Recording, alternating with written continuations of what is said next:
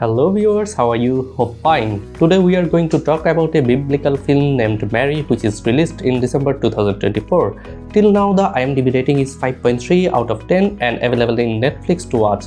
Let's jump to the story.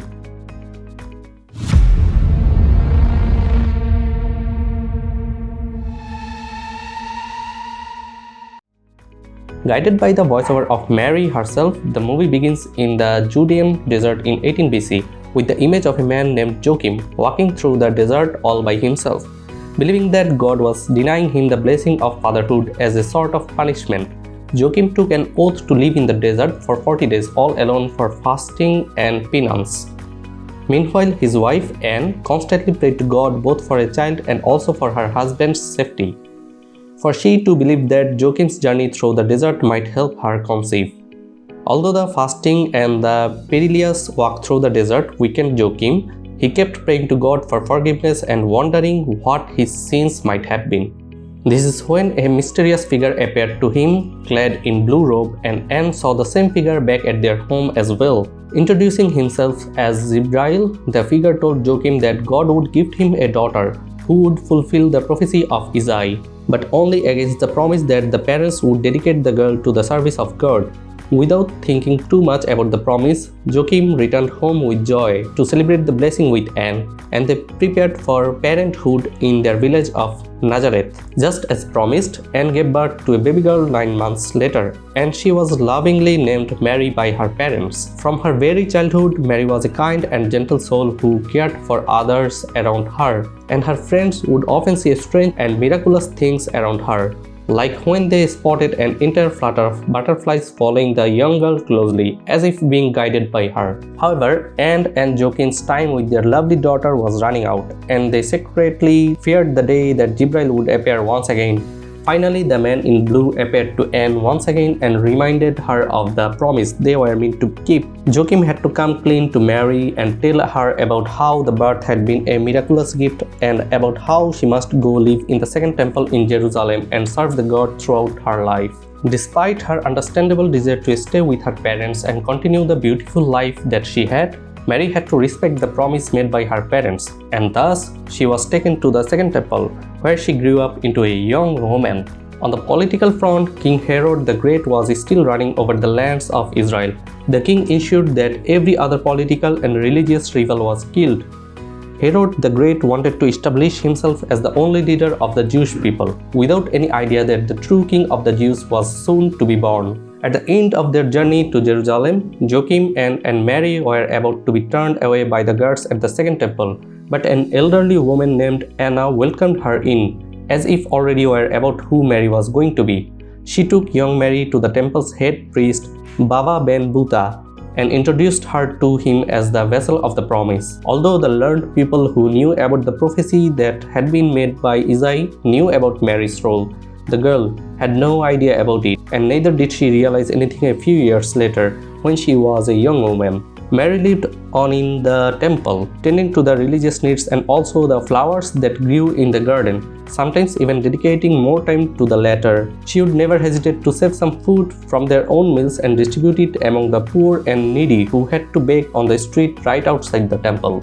At this time, Mary, who stands among the crowds witnessing this act of torture, cannot help but stare at the King Herod with extreme anger, contempt, and pain. Herod spots her doing so and is evidently disturbed by Mary's eyes, as if he is extremely scared of her or is somehow made very nervous by her for some spiritual reason. This is clearly a sign of the standoff between good and evil, but neither of them can realize this at that time being. And although Herod orders Mary to look away, it is almost as if she cannot take her glaring eye off him. Once the king leaves the temple, Marcellus even confronts the young woman and asks what sorcery she had performed to attack the ruler. But she herself has no idea. As a few more years pass, Mary eventually meets Joseph, who is convinced that this is the woman he has to marry and settle with in life. The determined Joseph meets with Joachim and Anne and asks for their daughter's hand in marriage.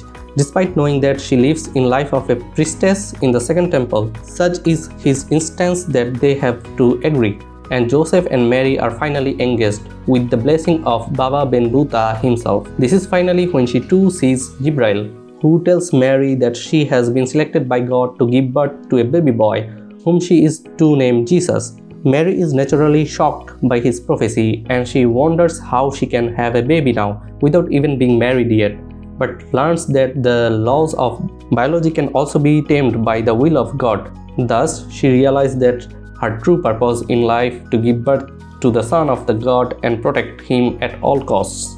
The morning after her vision, in which she learns the purpose of her life from Jibril, Mary realizes that she is indeed pregnant with a child by some strange miracle, since she was still a virgin. However, the word of her pregnancy spread throughout Jerusalem very quickly after rumors are started by Marcellus, who had sneakily spotted Mary and Joseph on the street. This rumor naturally reaches the ears of the authorities at the temple, and Mary is cast out on the charge of having committed adultery while being a priestess. Similarly, the religious fanatics on the streets are also angry at Mary for having committed such a horrific sin as lying with a man before marriage, especially while serving the religion of the Second Temple, for they believe the young woman to have done exactly that. Thus, when the opportunity comes, they gather in hordes and attack Mary on the streets, and it is Joseph who has to save her in time. The mean-minded people also try to poison Joseph's conscience by telling him how Mary was now pregnant, despite never having laid with him, suggesting that she had cheated on him. He angrily traveled to Joachim and Anne's house to demand some explanation as well, but Joseph ultimately realized that his love for Mary was beyond the effect of all these rumors and that he wanted to raise the boy just as his own. In this regard, Mary does try to stripe away the layers of magnanimous greatness often associated with the characters of the biblical tales, and instead presents the character in a more relatable and convincing manner. Joseph's acceptance in the film of the baby in his wife's womb, clearly conceived in some supernatural way, is almost like a loving and caring husband deciding to support his wife in her endeavors no matter what. Chased by the many dangers that went to stop them, Joseph and Mary travel to Bethlehem, and she finally gives birth to a baby boy. Meanwhile, King Herod gets to know of the birth of a baby boy, whom travelers and kings from distant land claim to be the savior of humankind and the true leader of the Jews. The egoistical and maniacal ruler feels threatened by this baby, and so he ordered his soldiers to kill every male newborn baby in Bethlehem. Therefore, Joseph and Mary have to protect their baby, whom she had named Jesus according to the Jibril's order, from the soldiers, while all their supporters and even Joachim are murdered by the soldiers and a group of fanatics. Satan, as the ultimate embodiment of everything evil, also makes an appearance in the film. Although his introduction in the narrative also comes in a more realistic manner, Satan first appears when Mary is a young teenager serving God in the Second Temple, and he tries to introduce the thought of pleasure in her mind. This can be interpreted as the body urge that emerged during the age of life, and Mary has to dispel these ideas with the help of Jibril, who appears as the embodiment of good and holy thoughts to her. She boldly claims that serving God brings her all pleasure she would need from life, and it is perhaps because of her resolute devotion that she was the chosen vessel of promise. Towards the end of the film, Satan takes a much more direct approach to harming her by taking the form of a villager in Bethlehem and trying to carry the heavily pregnant Mary and kill the baby in her womb. Like everyone else awaiting the birth of their savior, Satan also knows about the prophecy and who the baby is going to be, and so he tries to prevent his birth. Mary is not in a state to fight him off with her devotion and prayers either, and so it is Joseph who protects her this time by chasing Satan and stabbing the body that he has taken control of, momentarily defeating him. Joseph then also protects Mary from the soldiers and takes her to the manger where she finally gives birth. After the birth of baby Jesus, when Joseph and Mary manage to take off the soldiers who had been chasing him, Mary actually returns to Bethlehem with her infant son, despite Bethlehem being the very capital of King Herod's kingdom and his palace being in the city as well. Mary ignores the grave danger they might face and returns to the city in order to take baby Jesus to the Second Temple. In Mary's ending, the couple returns to Bethlehem and introduces their son to Anna, Beva ben Buta, and the others at the temple. By now, King Herod had also lost power and influence over the people and also his soldiers, as his deranged and violent acts in public had been seen as proof of the king's senility. When Anna welcomes Mary back into the temple, the soldiers stand away and let her in.